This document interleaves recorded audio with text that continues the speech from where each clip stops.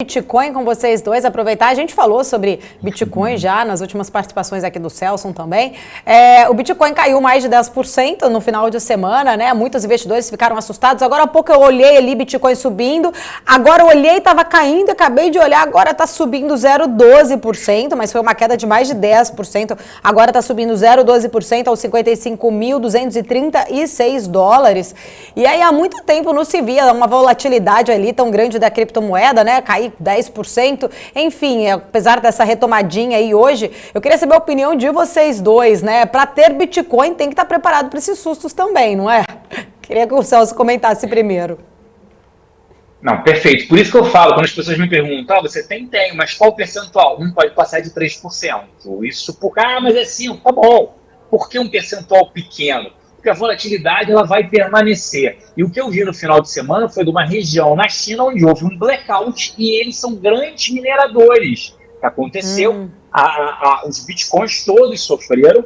Tem só aquele do cachorro, que era meme, que não para de subir, então fique fora desse. Mas o ativo que, pelo amor de Deus, em algum momento vai dar um problema, mas é a volatilidade. Teve mês que caiu 15%, teve mês que subiu 30%, no ano é estratosférica a elevação, em 12 meses também. Eu acho que, eu estava até conversando com o investidor, ele estava falando, você acha que pode acontecer o que aconteceu com a bolha da internet no início dos anos 2000?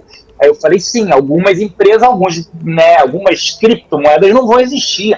Essa é a grande verdade, mas outras existirão e já são aceitos como meios de pagamento. Isso é um percentual muito pequeno. Então ainda tem um potencial. Porém, não invista muito, um percentual muito grande e é o famoso aguenta coração. Porque se ficar olhando, foi isso que a Paula falou, se ficar olhando. E outra coisa, ela não deixa de negociar, então negocia todo dia. Imagina quem não olhou na sexta-feira, quando fechou, quando lá o dia, 60 e poucos mil, aí foi lá, tava 50 mil. Imagina o desespero, né? 50 mil dólares. Então, assim, negocia todos os dias, não tem feriado, tem final de semana, então tem que tomar um pouco de cuidado, senão as pessoas não vão viver, e vão passar o final de semana sofrendo por conta disso, né? Tô rico, famoso tô rico, tô pobre. Então, se tiver que ter essa exposição, haja coração, percentual pequeno, 2, 3%, não tem mais do que isso, né? Não façam isso, por favor. Você, Marcos Saravalli, quer comentar alguma coisa? Tomou susto aí no final de semana, Marcos Saravalli? Eu tomei susto. Eu falei, agora vou ter que comentar no domingo também o Bitcoin. Mas assim, para quem é investidor de Bitcoin, como o Celso falou, precisa ter ciência. Inclusive, tem uma métrica que a gente usa que chama-se drawdown, né? Que chama assim, a queda máxima em determinados períodos, né?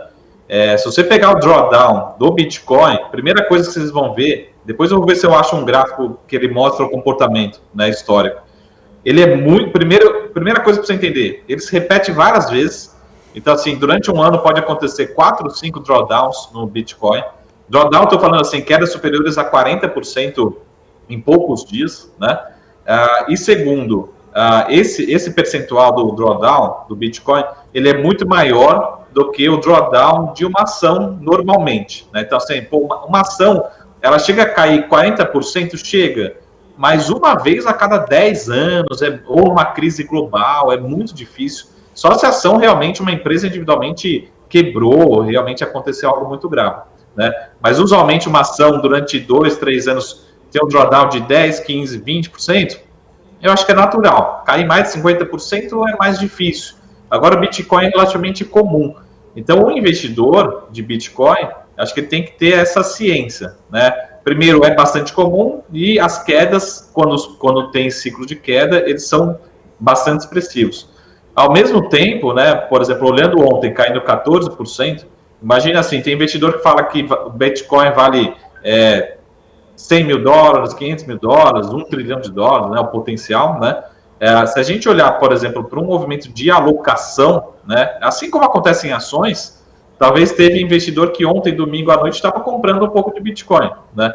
Então, assim, a gente precisa entender, se você vai querer olhar para um olhar de trade, né, assim como tradear ações, negociar ações todos os dias, assim vale também para Bitcoin. Eu acho, minha opinião, você ser um trader na bolsa, né, comprar e vender no mesmo dia, day trader, na Bolsa já tem vários estudos que mostram que é muito difícil ter resultado. Dá para ter? Dá, mas é muito difícil. Pouquíssimas pessoas conseguem.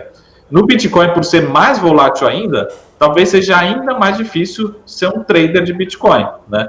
Então, se a gente comparar com ações, é muito mais difícil se a gente ficar tentando olhar para o Bitcoin, né? Fala assim, pô, Marco, caiu 3% hoje, compro mais, vou subir. A chance de errar vai aumentando, né? Então, eu acho que comparar com ações, ele é mais arriscado, mais volátil, mas se a gente olhar, por exemplo, no lado inverso, nos últimos 2 anos, ele tem compensado esse risco, né? O Bitcoin, ele tem subido, né? Tem trazido volatilidade para a carteira, mas tem compensado com valorização. Então, é uma decisão do investidor, mas primeiro, antes de entrar, o investidor tem que estar ciente de todos esses pontos, em criptomoedas, principalmente no Bitcoin, né?